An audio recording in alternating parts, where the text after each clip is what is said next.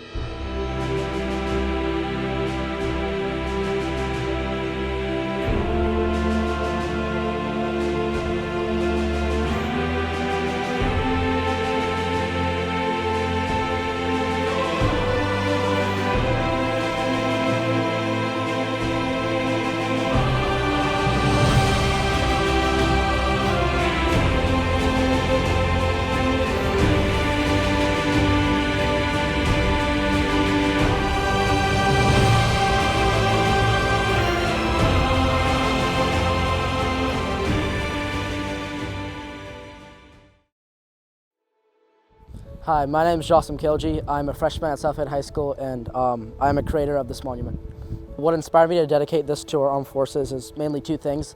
One, when I was talking to my family that I want to build this, my aunt and my uncle both served in the military, and they really inspired me because they're past veterans.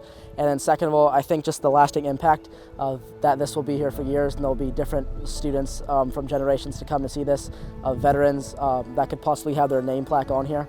I think that was, when I was thinking of the lasting impact, that was something that inspired me to dedicate it to our armed forces and make a monument of alumni veterans. I hope in 10 years or however many years in the future, students come to this monument and reflect on what it is. For example, if they're a family member of theirs or a close friend of theirs have served in the military, they can see their names on here and kind of reflect and hopefully feel like what I feel towards the monument, and they can appreciate it for what it is and feel grateful for what it is. And that's pretty much the whole goal of building this monument, so people can see and reflect and enjoy it. So the veteran that inspired my piece is my grandfather. He actually was a veteran in World War II at the end of it. So he's been a really big part of my life and has been really influential, so I wanted to try and represent him in some way and make him proud of me. Obviously we chose an eagle to represent America, but within that we sprinkled in some different monuments and different moments in history of the Lincoln Memorial and our national parks and different things like that, and we used a lot of browns and played around with different textures and colors. It gives you that feeling of home sometimes. It can really make you feel things that often words don't, and you can interpret art in multiple different ways where somebody can think it means the picture or painting means that they're in anger and they're really frustrated, but somebody else can see the beauty in the painting, rather than a song where you maybe can't understand the language, when in art you can understand it no matter what.